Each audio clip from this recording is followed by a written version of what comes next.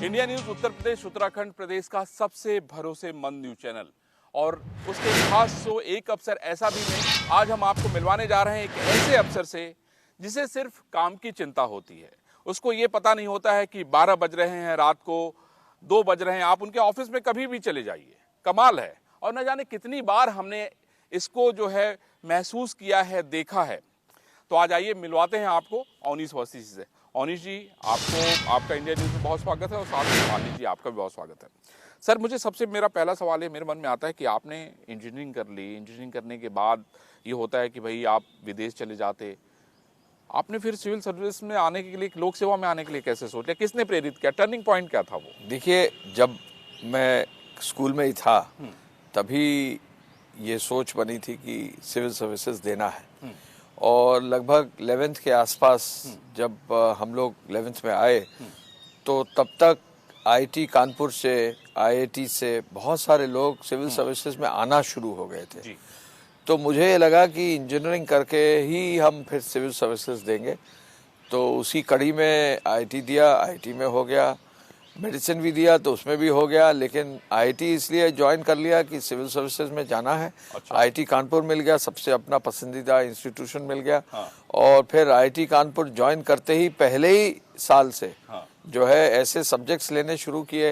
Economics है, psychology है, sociology है और इस तरह के जो सब्जेक्ट्स हम लोग ने जब लिए तो उसमें तैयारी पहले साल से ही शुरू कर दी कि हम सिविल सर्विसेज देंगे।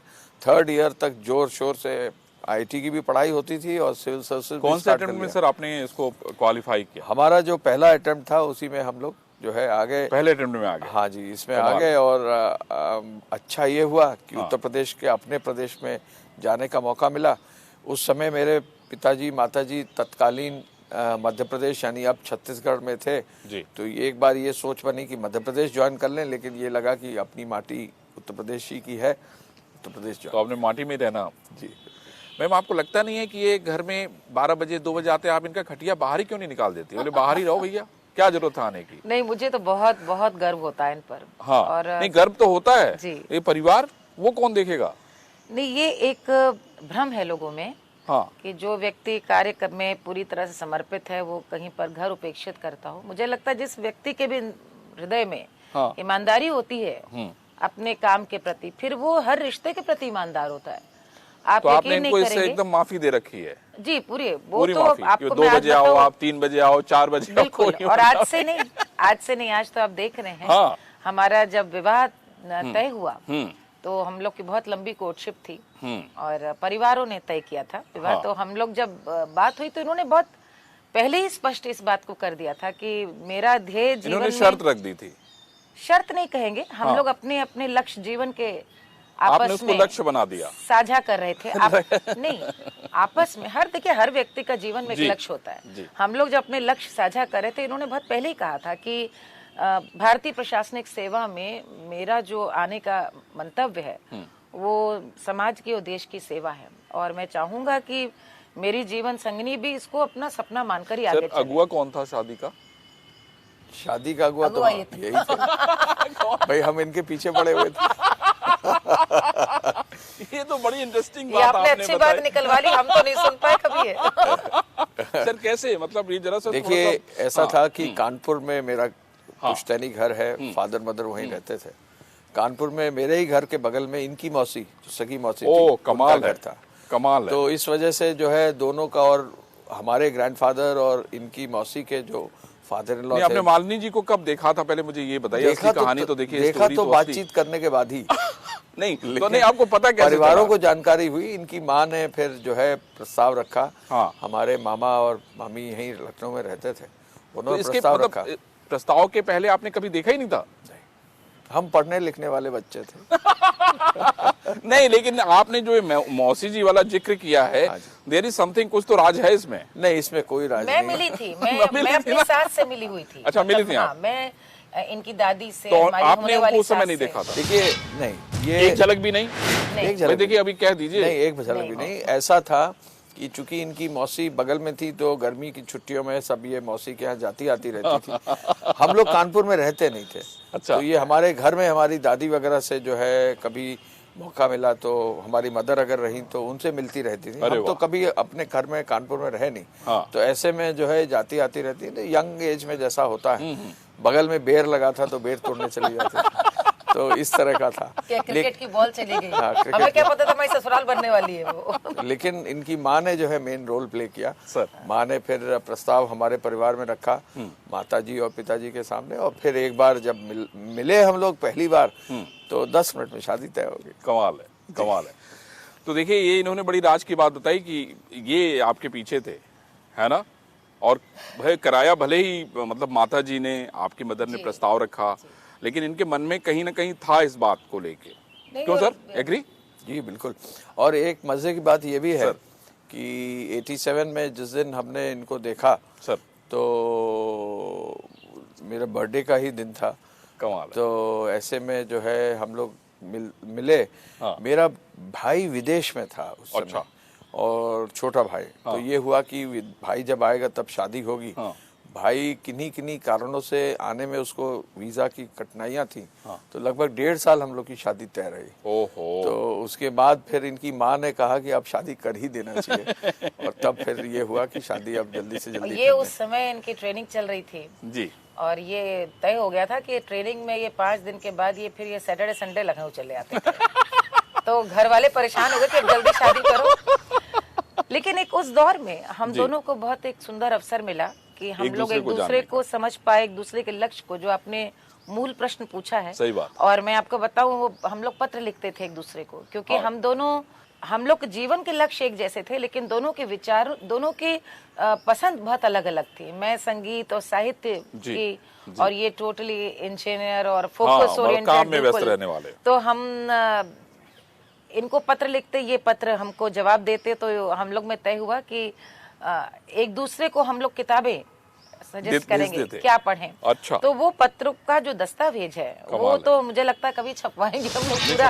अभी भी बना हुआ रखा है 1.5 साल की राज की बात बता दी मुझे। देखिए, हम जिस परिवार से आए थे उसमें पढ़ने लिखने के अलावा और कोई जो है इधर उधर का फोकस ही नहीं। आपके पिताजी क्या करते थे? हमारे पिताजी इंजीनियर थे और स्टील प्लांट्स में नौकरी करते थे। मेटलर्जी से उन्होंने BHU से उस जमाने में किया था। मेटलर्जी उसमें बहुत ही। और हमारे यहाँ 3 भाई हैं, बहनें नहीं हैं। तो तीनों भाई भी इंजीनियर्स निकले और सभी IIT से उन्होंने अच्छे से जो है पढ़ाई की। तो पढ़ने लिखने का बड़ा माहौल था। एक माहौल था पूरा। जी। तो उसमें अब उसके बाद ये गाने बजाने का जो माहौल है, संगीत और साहित्य, साहित्य और संगीत, महिला। हाँ सर, मुझे ये बताइए कि उस समय जिसमें आप ट्रेनिंग कर रहे थे उसमें तो बड़ा लाइन लगती होगी टेलीफोन पे बात करने के लिए। नहीं, क्योंकि शादी ट्रेनिंग की शुरुआत में ही शादी हमारी तय हो गई थी, तो आसान हो गया था। तो कोई बात आती जरूर। अच्छा, लोग नहीं, मतलब लोग आपको मौका दे देते थे कि नहीं, अनीश जी को मौका दे, उनकी तो शादी तय हो चुकी है। और उस जमाने में फोन पे बात करने के लिए आपको वाकई जो आपने कहा लाइन लगानी पड़ती थी। मसूरी में एकेडमी में थे, मैं उसी की बात कर रहा हूँ। तो लाइन लगानी पड़ती थी और हम लोग भी प्रतीक्षा करते थे, क्योंकि आसान नहीं कब फोन आएगा। वो 30-35 साल पहले। अरे बहुत ही कठिन होता था। STD वैसी सुविधा नहीं थी। हाँ, सुविधा भी नहीं थी और कितना इंतजार रहता था, पत्र का इंतजार रहता था। बात ये भी था, अब ये जो हम तो अब लोकगीत गाती हूँ मैं, तो उससे जो दृश्य समझ में आता है और दिखता है, लोग नहीं समझ सकेंगे। कई बार ये भी हुआ कि ये लैंडलाइन पे फोन करते थे, तो फोन यदि मेरे पिताजी ने उठा लिया तो बिना मेरे बारे में कुछ कहे वो फोन रख देते थे। ये उस समय एक संकोच और संस्कार की ये नहीं कह सकते थे कि भाई आपको बुला दे। कितनी बार होता था सर, ये तो आपके लिए बड़ा कठिन। एक तो मुश्किल से नंबर आता था। हमारे पिताजी हमारे जो फादर इन लॉ थे, वो जो है, अब चूंकि हम लोग अब वहाँ पर ट्रेनिंग में फोन करते थे, इनके यहाँ घर से फोन जाता था, तो अकस्मात हमारे फादर इन लॉ का टेलीफोन बिल 45,000 रुपए का आ गया। तो फादर इन लॉ गए जो है टेलीफोन डिपार्टमेंट में कि जहां हमारा 2 से 3 हजार का बिल आता था, 45,500 कहाँ से आ गया। ये कहीं ना कहीं इसमें एक शून्य की गलती हो गया, एक जीरो की गलती हो गया। और पूरी रात हम लोग बात करते थे, पूरी रात। ये तो अल्टीमेट बात होता है भाई। आपने तो सर, आपने शादी करने में किताबें सारी पढ़वा डाली है आपको। नहीं, ये बात है, हम लोगों ने पूरे उस दौर में आगे जीवन में क्या करना है, क्या सोचना है, तो कौन कौन हमारे पसंदीदा व्यक्तित्व हैं। मुझे जैसे इतिहास में, राजनीति शास्त्र में और हिंदी साहित्य की किताबों में बहुत रुचि थी। तो मैं इनको किताबें बताती हूँ, और ये फाइनेंशियल टाइम्स, इकोनॉमिक टाइम्स और बायोग्राफीज, उस तरह के जो इनके एक वर्ल्ड व्यू था इनका अलग, तो ये वो मुझे सुझाव दिया करते। तो हम लोगों का बहुत सुंदर, मैं कहूंगी, आदान प्रदान वो 2 साल का रहा, जिसने हम लोगों को आगे के इस लिए बहुत ही सामंजस्य के एक लिए विजन दिया, एक बहुत तरीके से। आसानी कर दी। जी सर, अभी कोरोना का काल चल रहा था, मैं देख रहा था कि लगातार 24 घंटे आप जो है जुटे हुए थे काम में कि ये हो जाए, वो हो जाए, दुनिया भर की चीज़ें हो जाएं। कोई ऐसा इंसिडेंट आपको याद है जब आप तुरंत ऑफिस से या 2 बजे 3 बजे आए हों, 12 बजे आए हों, कोई ऐसी घटना जो किसी की मदद हुई हो और मन को बड़ा संतोष मिला हो? कोरोना काल में जी, माननीय मुख्यमंत्री जी ने जब हम लोगों को कहा कि कोटा के बच्चों को हाँ, आप वापस लेकर आओ, और वो बड़ा मुश्किल समय था जी, लेकिन उन्होंने कहा नहीं, बच्चे हमारे लिए प्रायोरिटी होंगे, हमारे प्रदेश के बच्चों को हम सेफ पैसेज देकर घर तक पहुंचाएंगे, और घर तक पहुंचाने में पूरा मेडिकल प्रोटोकॉल भी फॉलो करते हुए एक एक बच्चे बहुत बड़ा की चैलेंज व्यवस्था था वो, करेंगे। मैं समझता हूँ। वो जो काम मुख्यमंत्री जी के मार्गदर्शन में हम लोगों ने किया, वो हम लोग के लिए मील का पत्थर की तरह था एक हाँ, तरीके मील का पत्थर था, और उससे पूरे देश में एक मैसेज चला गया कि हम लोग जो है मुख्यमंत्री जी का मार्गदर्शन जो है, उत्तर प्रदेश सरकार जो है वो बोल्ड स्टेप्स लेने के लिए तैयार है जो आवश्यक है। और आज ऐसी परिस्थिति थी, महामारी का बैकग्राउंड था,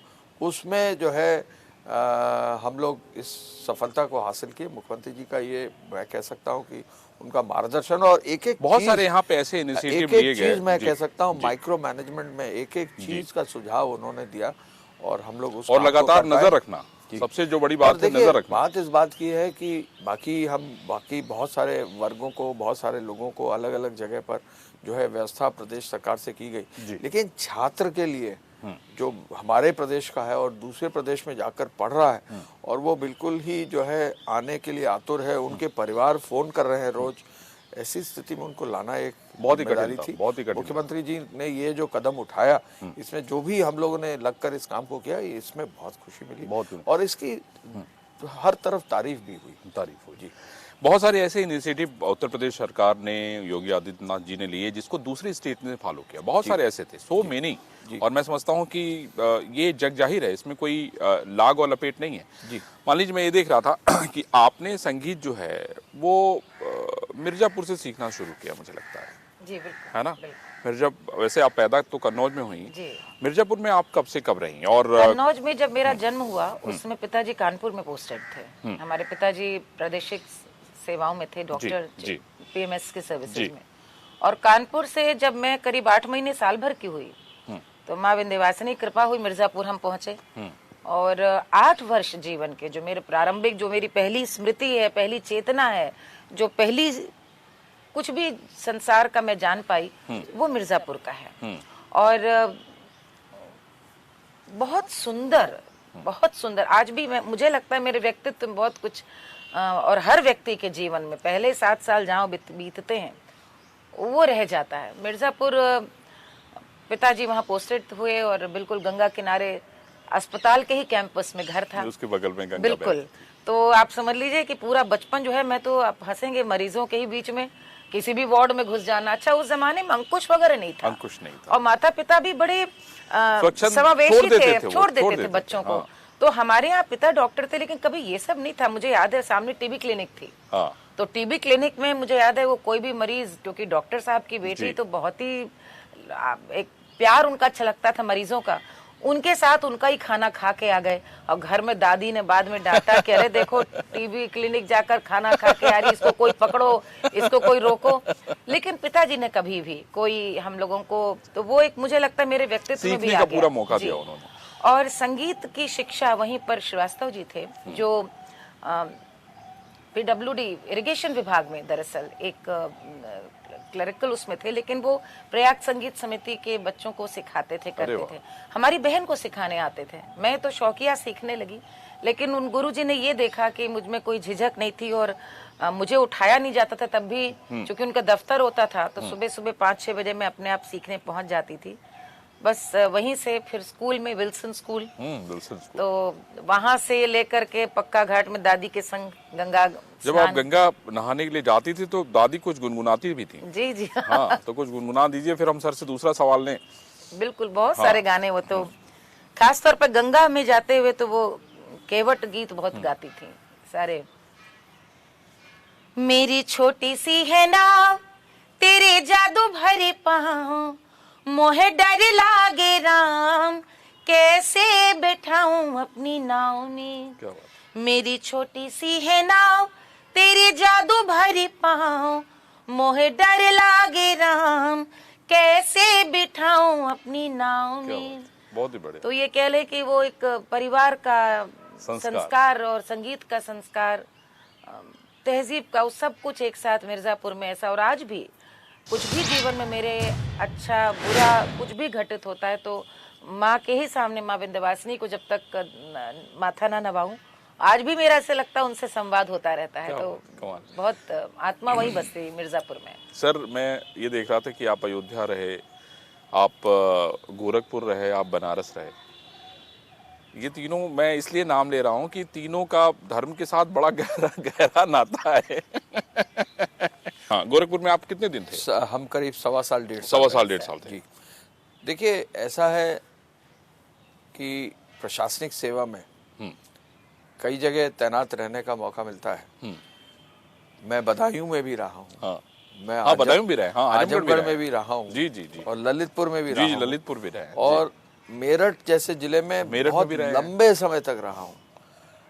तो मेरी तो सोच ये है कि जो भी अधिकारी जाए, और प्रशासनिक सेवा के विशेष रूप से जो अधिकारी हैं, अगर वो अपने को उस माहौल से, उस जगह से ढाल कर उसके जगह की पॉजिटिविटी लेकर आगे, उनके लोगों की पॉजिटिविटी को लेकर आगे अगर प्रशासनिक सेवा के अधिकारी नहीं आगे बढ़ रहे हैं तो वो सफल नहीं।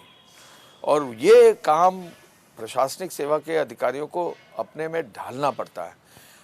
मैं ये कह सकता हूँ कि माननीय मुख्यमंत्री जी के साथ हम लोग काम करते हैं। मैं यही, मेरे मन में एक सवाल था कि मुख्यमंत्री जी उनकी ये बहुत क्लियर सोच है। अब हम पुलिस के ऑफिसर्स का भी देखते हैं, उनकी बहुत क्लियर सोच है कि हर अधिकारी को लंबे समय तक मौका देना चाहिए कि वो अपने जनपद में जाकर एक अफसर के रूप में ही नहीं, केवल एक विकास के साथी के रूप में सहयोग कर सके और उस जनपद को समझकर, उसकी नब्ज पकड़कर उनके लोगों का और उनके जमीनी जो हकीकत है सबसे कमज़ोर व्यक्तियों का भी काम कर सके।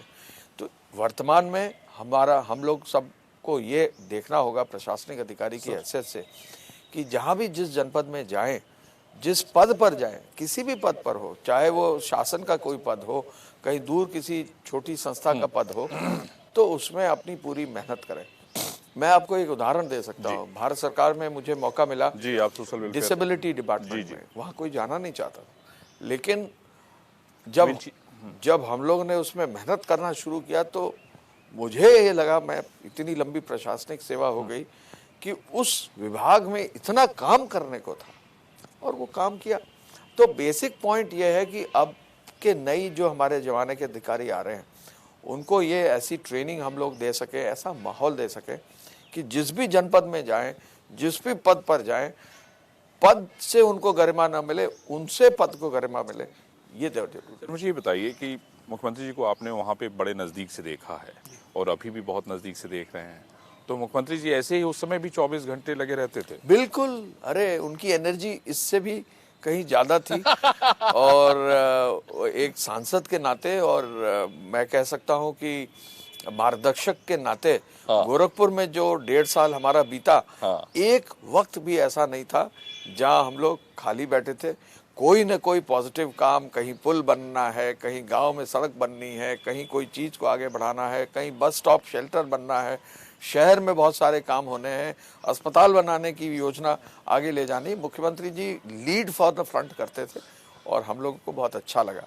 इस बीच में जब डिसेबिलिटी थी, अब थोड़ी पड़ जाती है। इस बीच में जब हम डिसेबिलिटी में थे तो उनके क्षेत्र में जाकर उन्होंने कहा भाई हमारे क्षेत्र में हर दिव्यांग को जो है कोई ना कोई सहायता दी जाए। हम लोग ने जाके उसमें काम किया। उनके साथ काम तो उनके लिए प्रारंभिक चीज है और मैं ये कह सकता हूँ कि उनके साथ काम करने में हम लोग को बड़ा अच्छा इस बात से लगता है कि बिना किसी इफ एंड बट के लक्ष्य तय है और काम ये होना है। तो इतनी डांट उस समय भी डांटते थे? नहीं बहुत मैं ये कह सकता हूँ कि बहुत पॉजिटिव वे में काम करते थे। एंड आई थिंक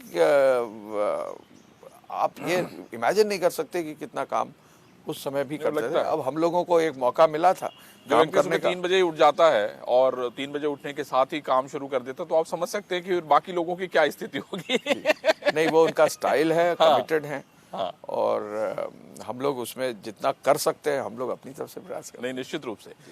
मैं ये कह रहा था कि जब आपने अप्पा जी को, मतलब जैसे श्रीवास्तव जी से निकल के माता जी चाहती थी कि भाई अप्पा जी के से आप सीखें, और आपको बाद में बनारस भी जाने का मौका मिला और उनका सानिध्य मिला आपको अप्पा जी का, तो ये जो समय था, ये जो कार्यकाल था, बीच में जो गैप था, क्योंकि आप फिर भारत खंडे आ गई, फिर अलग अलग जिलों में सर रहे। मैं देख रहा था कि आजमगढ़ में आप जब एक बार परफॉर्म करके निकली तो जो रिएक्शन था उससे आप बड़ी दुखी हुई। तो मुझे पहले तो अपने अप्पा जी, अपनी आपके जो गुरु रही हैं, उनके बारे में थोड़ा सा मुझे बताइए। और गंडा बंधन भी आपने किया, आपकी माता जी की तबीयत जबकि बहुत खराब थी, तो वो जो यादें हैं वो आपको आज भी मुझे लगता है प्रेरणा। प्रश्न पूछा है, इसमें कई प्रश्न हैं और बहुत हाँ, कई लंबी प्रश्न हैं। कालखंड की यात्रा हाँ, है। एग्जैक्टली, पहली बात, एग्जैक्टली।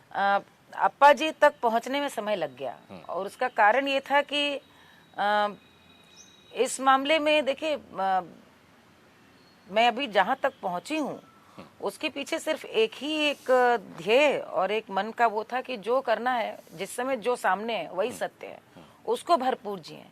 गोरखपुर के बाद पिताजी की झांसी पोस्टिंग हुई, मिर्जापुर गोरखपुर पोस्टिंग हुई और गोरखपुर 8 वर्ष हम रहे। गोरखपुर में अपने गुरुओं से सीखा, शुजात साहब से सीखा, राहत साहब से सीखा, लखनऊ आए तो भातखंडे से सीखा, विवाह हो गया तो जिले जिले जहां पर पतिदेव हमारे रहे, तो मुझको इसकी कल्पना नहीं थी कि मैं अब कभी दोबारा मंच करूंगी, क्योंकि वो मुझको एक सीमाएं दिखती थी कि अब प्राथमिकता ये है, बच्चे हो गए हैं, उनका परिवार, ये बहुत व्यस्त रहते थे, तो मुझे अब घर में समय देना होगा।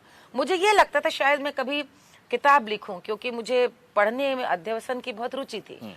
एक स्कॉलर की दृष्टि से लोगों को देखने का जो मुझे सुंदर सौभाग्य मिला, इनकी जो जिले की ग्रामीण जो अंचल की पोस्टिंग की, उसने मुझे बहुत समृद्ध किया।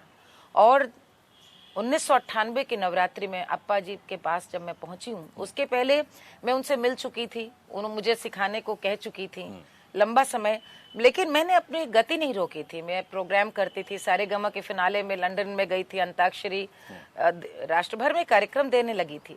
अप्पा जी के बाद पहुंचने के बाद पुनः एक बार जो शिष्य भाव से समर्पित करके फिर से ज्ञान अर्जन की जो एक इच्छा होती, वो फिर से जागी और मैंने सर्वस्व अप्पा जी को दे दिया कि मैं फिर से आपसे सीखूं।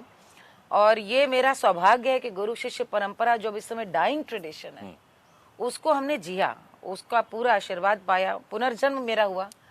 और अप्पा जी से सबसे बड़ी जो सीख मैंने सीखी और जानी, आप जितने सहज हैं उतना आपका संगीत सहज होगा। वो जैसी थी उनके मंच पे आप उनसे बात करें और कार्यक्रम पे देखें, वो दो व्यक्तित्व नहीं थे, एक ही थे। तो मुझको एक सबसे ज्यादा अपने को भी समझने में आसानी हुई कि मैं जैसी थी, मैं परंपरावादी थी, मुझे उत्सव धर्मी हूँ स्वभाव से, तो मुझको उनको देख के लगा कि संगीत भी उत्सव जैसा तभी लगता है जब व्यक्ति वैसा होता है। तो मैंने उनसे संगीत के संग संग जीवन दर्शन भी जाना और सीखा। और जो आपने आजमगढ़ की एक बात कही, दुख नहीं, वो तो मेरे लिए जीवन को नहीं, मतलब आपको थोड़ा चिंतित, मुझे कहने दे, आपने तो बताया, जीवन को नई दृष्टि दी उसने मुझे कि जब आप एक कलाकार के रूप में मंच पे हैं तो आपको लोग एक व्यक्तित्व के रूप में जज करेंगे और वो समय सब कुछ भूलने का है, अपनी पृष्ठभूमि, आप किसकी बेटी हैं, आप किसकी पत्नी हैं, किसकी माँ करना है और किसकी शिष्या हैं। ये भी आपको मैं बताऊं, पंडित किशन महाराज जी ने अपने जन्मदिन पे मुझको गाने के लिए बुलाया। ये बात है, ये मेरठ में थे, हम मेरठ से गए बनारस, तब तक अप्पा जी से सीखना शुरू हो गया था। तो मुझे बड़ा आश्चर्य हुआ कि उन्होंने अपने जन्मदिन बुलाया। जब मैं गाने बैठी तो सामने पंडित साजन मिश्रा जी, हमारी गुरु जी, छन्नूलाल जी, सब लोग बैठे थे और स्वयं किशन महाराज जी। अब मैंने सोचा कि ऐसे ऐसे गुणीजनों के सामने एक तो गाने को बुलाया, तो मैंने आंख बंद की और गाना शुरू कर दिया। जब समाप्त हुआ, कैसा गाया हो तो अलग बात है, महाराज जी खड़े हुए और बोले, मुझे सबसे अच्छी बात इसकी लगती कि ये शेर की तरह गाती है, ये सामने गुरु बैठे हैं। और उन्होंने उस दिन कहा कि हमेशा मंच का एक उसूल है कि जब आप मंच पे बैठो तो तुम राजा बाकी प्रजा, भूल जाओ कि कौन है। तो आजमगढ़ का वो अनुभव उसने मुझे एक नई दृष्टि दी। क्या गाया था आजमगढ़ में आपने मैम? सैया मिले लड़कैया मैं का करूं। तो वो फिर मुझे नहीं पता था कि वो गाना जीवन से ऐसा जुड़ जाएगा, मेरी पहचान बन जाएगा और गाना इतना कामयाबी। नहीं, वाकई के बड़ी झंडे बुलंदी गाड़ेगा। से जब आवाज निकलती है तो फिर वो जो दर्शक है वो झूम जाता है एकदम। और सर, आप आपको कितने पता है उत्सव मैं धर्मी हैं? बात, आज भी मैं कार्यक्रम देने आजमगढ़ जाती हूँ हाँ। तो वहीं कचहरी ग्राउंड में गाती हूँ तो आज भी लोग वहाँ पे आजमगढ़ में जी। मुझे कलेक्टर साहब के मैडम ही बोलते हैं, वहाँ मालिनी जी का परिचय नहीं चलता। सर, आप कितने उत्सव धर्मी हैं? अब बहुत है, बहुत ज्यादा। बहुत ज्यादा। लेकिन आपको तो मैं और इंटरव्यू देख रहा था तो उसमें आपको तो निर्गुण बहुत पसंद है। नहीं नहीं, निर्गुण तो पसंद है ही है। उत्सव धर्मी मैं इसलिए हूँ कि हम लोग को ये सोच है कि जो भी काम करें वो उत्सव के रूप में करें। ऑब्वियसली। और अगर आप कोई भी काम उत्सव के रूप में करेंगे तो खुशी अपने आप आएगी और खुशी आप दे सकेंगे। सही बात। समस्या ये है सर, समस्या ये है कि अगर हम खुश खुद नहीं होंगे तो हम दूसरों को खुश नहीं कर पाएंगे। लेकिन सर आपको लगता नहीं काम में इतना दबाव रहता है, 24 देखिए- घंटे काम देखिए, प्रदेश रहता है। हमारा बड़ा है और प्रदेश में जब भी आप कोई भी काम करते हैं तो उसमें बहुत सारे चीज़ें होती हैं। आज की तारीख में जो सबसे बड़ा चैलेंज है कि गांव में भी बैठा आदमी आपसे कनेक्टेड है और उसकी एक्सपेक्टेशन भी है कि हमारा काम तुरंत होगा। सर, मुझे ये बताइए कि as a home ACS home बनने के बाद आम आदमी के लिए, जैसे मुख्यमंत्री जी का ये विजन होता है कि कैसे आम आदमी को तुरंत रिलीफ पहुंचे, तो आपके लीडरशिप में ऐसे कौन कौन से नए काम किए गए हैं जिससे कि आम आदमी तुरंत खटाक से कनेक्ट हो? देखिए, माननीय मुख्यमंत्री जी का पूरा जो है मार्गदर्शन, वो गृह मंत्री भी है। हाँ। और हम लोगों को मैं कह सकता हूँ कि पूरे कोरोना काल में एक एक दिन उन्होंने बैठक ली। अकेले गृह विभाग किसी दिन नहीं छोड़े। हर विभाग के सही बात। चीफ सेक्रेटरी साहब के साथ, सही पूरी बात टीम है। 11 के साथ उन्होंने एक एक दिन एक एक चीज पर ध्यान दिया। आज की तारीख में जब माइग्रेशन हो रहा था, लोग लौट रहे थे घरों पर, ही टुक द लीड। जहाँ गाजियाबाद, नोएडा में एक साथ लाखों आदमी आए, ही टुक द लीड। तो देखिए, आम आदमी से जोड़ने का काम तो सर इतना मजबूती से करते हैं। कोई विभाग नहीं है, कोई ऐसी संस्था नहीं है जिसको उन्होंने समझा ना हो। हम लोग जो है आंकड़े हम लोग याद करके पुटअप करते हैं, लेकिन उनको आंकड़े 2 महीने पहले भी जानकारी होती है और आंकड़ों पर जो है अगर हम भूल जाएं तो उनको याद रहता है। अधिकारियों के बारे में उनको जानकारी रहती है। तो बेसिक उद्देश्य ये है आज की तारीख में कि एक कनेक्टेड वर्ल्ड में जहाँ एक्सपेक्टेशंस काफ़ी हैं, बहुत, वहाँ जो भी हम करें वो कम है और इसलिए 24 घंटे जो है कम हो जाता है। लेकिन मैं ये जानना चाहता हूँ कि नया ऐसा कुछ ऐसा जिससे कि तुरंत कनेक्ट हो जाए, जैसे अभी बहुत सारी डेस्क आप लोगों ने शुरू किए, महिलाओं के लिए बहुत सारी चीज़ें, मोटी-मोटी खाली बातें बता दें। हम लोग गृह भाग में मुख्यमंत्री जी ने कहा गृह भाग के माध्यम से आप महिला सशक्तिकरण अभियान चलाए, खूब चला। और हम एक बहुत छोटी सी बात बता दें, न जाने कितने मुकदमे पेंडिंग थे जहां पर मुकदमे पेंडिंग दंड नहीं हुआ था।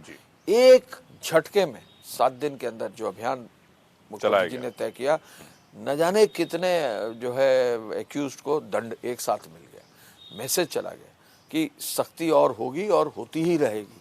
दूसरा, पूरे इंफ्रास्ट्रक्चर जो पुलिस का पूरा इंफ्रास्ट्रक्चर है, जो सालों से कभी देखा नहीं गया, उसको 10 टाइम्स बढ़ा दिया। थाने बढ़ गए, चौकी बढ़ गई, हर थाने में बैरक्स बन गए, पुलिस लाइन में बैरक्स बन गए। जो पुलिस नए जिले बने थे उनकी पुलिस लाइन कभी बनी नहीं, शामली जैसे जिले की, अब वो सब बन रही है। हापुड़ जिले की बन रही है, अमेठी जिले की बन रही है, चंदौली जिले की बन रही है। तो ये जो इंफ्रास्ट्रक्चर मतलब खराब स्थिति में थे वो सारे बनेंगे, सब नए सिरे से जो है उनकी रूपरेखा तैयार। ट्रेनिंग का इंफ्रास्ट्रक्चर नहीं था, उसको दुगना किया गया। तो हर चीज में, हर दिशा में जो है काम किया। एक नया पुलिस का इंस्टीट्यूशन, फॉरेंसिक का जो है, जो सबसे क्रिटिकल होता है, वो शुरू किया गया। साइबर एक नया आयाम है जिसमें बहुत सारे लोग जो है पीड़ित रहते हैं। 18 जो है मंडलों में अब 16 नए साइबर थाने खोल दिए गए। तो जो मॉडर्नाइजेशन पुलिस का है, सेफ सिटी का प्रोजेक्ट है, हम केंद्र से हमको अभी शाबाशी मिली है कि लखनऊ के सेफ सिटी प्रोजेक्ट को हम आगे बढ़ा ले गए हैं, जो कई सालों से पेंडिंग पड़ा हुआ था। तो ये सब चीज़ें जो आगे बढ़ रही हैं, ये पुलिस का मॉडर्नाइजेशन, नए रिक्रूटमेंट के लिए जो है नए लोग बहुत ही पारदर्शी मैकेनिज्म से चयनित किए गए, और साथ ही साथ पुलिस का बेसिक इंफ्रास्ट्रक्चर, पीएससी में बहुत सारे प्रमोशंस नहीं हुए थे, एक दिन में मुख्यमंत्री जी ने कहा 3 दिन के अंदर एक लेकर आओ, और 3 दिन के अंदर जो है ये कार्रवाई हो गई। तो ये चीज़ें जो रुकी हुई थी सब अब हो रही हैं। और पुलिस 3 विभाग ऐसे हैं जो 24 घंटे चलते हैं।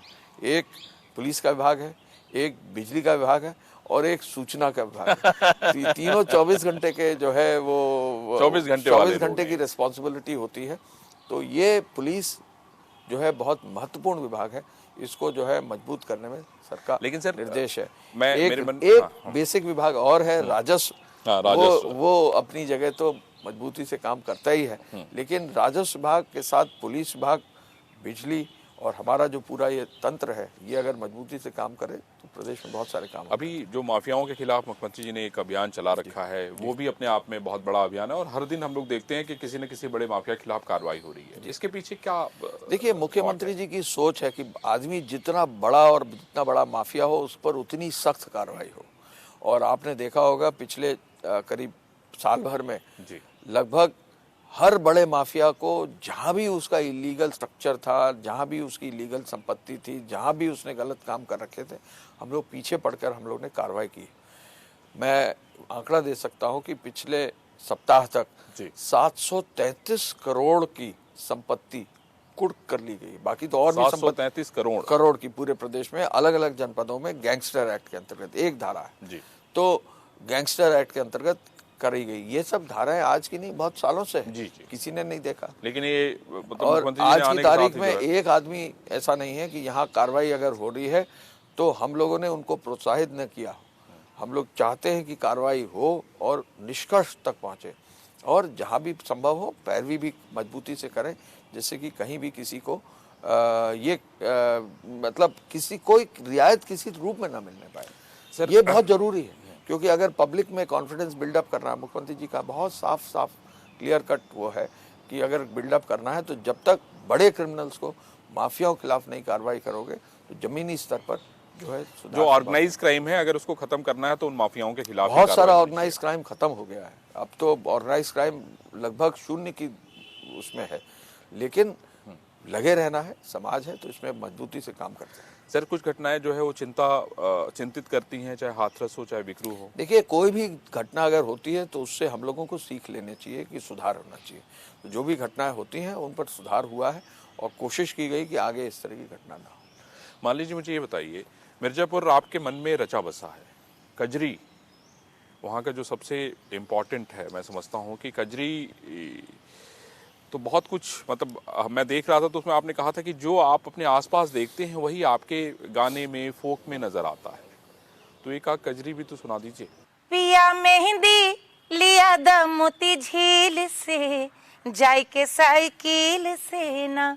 पिया मेहंदी लिया द मोती झील से, जाय के साइकिल पे ना। पिया मेहंदी लिया द और छोटी ननदी से पिसादा, हम लगा लइबे काटा और कील से, जाय के साइकिल पे ना। पिया मेहंदी लिया द मोती झील से, जाय के साइकिल पे ना। बहुत शानदार, बहुत एक बात मैं आपको बताऊं, जी। आप जो प्रश्न इनसे पूछ रहे थे, हम सब के, मेरी अपनी उत्सव धर्मिता की आत्मा भी यही है। ये चूंकि काम करते हो वही प्रोफाइल दिखता है, तो दूसरा पक्ष आमजन तक नहीं पहुंचता। जैसे मैं कलाकार हूं तो मुझे सिर्फ गायिका का पक्ष दिखता है, मैं बतौर गृहिणी कैसी हूं, मेरा क्या विचार है, वो नहीं लोगों को पता होता है। आपको मैं बताऊं, ये जिस तरह से 24 घंटे काम कर लेते हैं, ऐसी घटनाएं आपको मैं यहाँ बताना चाहूंगी, चूंकि हम दोनों साथ इंटरव्यू दे रहे हैं, कि हमारे बच्चों का, जब जैसे बिजली विभाग का नाम लिया इन्होंने, जहाँ 24 घंटे काम रुकता नहीं कभी, और बच्चों के बोर्ड के एग्जाम्स थे या परीक्षाएं रही हैं, बोर्ड की नहीं भी रही हैं, और ये लखनऊ में रहे हैं, नोएडा में जी। ये काम करके रातों रात चल करके सिर्फ 6-6 घंटे के लिए आए हैं मैथ्स पढ़ाने के लिए बेटे को, परीक्षा से पहले। और ऐसा भी टाइम हुआ है जब ये सेल्स टैक्स कमिश्नर थे शायद, ट्रेड टैक्स में, हमारी बेटी का 10th था, और वो बहुत घबरा रही थी, विचलित हो रही थी, क्योंकि वो, आपको आश्चर्य होगा कि अवनीश 10th 12th तक बच्चों को खुद पढ़ाते रहे, और बचपन से लेकर इनका, इनफैक्ट जो कह लीजिए टाइम पास टाइम या रिक्रिएशन या स्ट्रेस डाउन करना, वो बच्चों के साथ बिताने में है। तो बच्चों को आज भी मुझसे ये कह रहे थे समय नहीं मिलता, तो जो नहीं कर पा रहे उसका अफसोस ये कि बच्चों से बात नहीं हो पा रही। तो उस समय इन्होंने 10 दिन की छुट्टी ली थी उसके 10th के पहले कि हम उसको पढ़ा सकें। तो एक पत्नी के रूप में और बच्चों का भी एक पिता के रूप में जो एक आदर भाव, क्योंकि कई बार मैंने देखा है कि जब लोग काम करते हैं तो सिर्फ काम करते हैं, लेकिन इन्होंने उतना ही समय बहुत नजदीक से देख रहे हैं जी, बच्चों को, हम लोगों को घर में हर तीज त्योहार, आप समझ ले हर जन्मदिन, चाहे वो कोई तीज त्योहार हो, 2 क्षण में इनका जलसा हो जाता है। इंटरव्यू में देख लीजिए, मैं वही तो देख रहा हूँ। मैं क्या होता हूँ। आप भी कुछ गाते आते हैं? नहीं, बिल्कुल नहीं। ये तो सुनते हैं, सुन लेते हैं। सुनने वाले अच्छे कान हैं। किसी दिन सुनाया हो इन्होंने, बता दीजिए। जब बहुत मूड में आते हैं और जब पूरा परिवार सामने होता है, तब ये गाते हैं और मजे लेने के लिए गाते हैं। उस तरह के गाते हैं जिसमें कि मतलब उत्सव के रूप में गाते हैं। चलिए सर, हम उम्मीद करेंगे कि हम लोग जल्दी ही उत्सव मनाएंगे अवश्य। और आपके अंदर जो जज्बा है, जो जज्बात है, वो ऐसे ही बना रहे। और मैं समझता हूँ कि वो लोगों को जीवंत करता है। मान लीजिए आपकी ताकत है, परिवार आपका ताकत है, ये प्रदेश आपके लिए खड़ा रहता है, आपकी ताकत है। और मैं समझता हूँ कि मुख्यमंत्री जी के नेतृत्व में प्रदेश जिस तरीके से आगे बढ़ रहा है, मैं समझता हूँ कि ओनिस अवस्थी जी भी आगे बढ़ेंगे, मालिनी जी भी आगे बढ़ेंगे, प्रदेश भी आगे बढ़ेगा। तो एक अफसर ऐसा भी में आपने देखा, एक ऐसे अफसर को जो जुनूनी है और जुनून के साथ काम करता है। उसके पीछे बहुत सारी ताकतें भी होती हैं और मैं समझता हूँ यही ताकत उसकी असली पूंजी है। अगले सप्ताह हम फिर आपको इस कार्यक्रम में किसी नए अफसर से मिलवाएंगे। तब तक आप देखते रहिए। लाखों किसानों का भरोसा, 80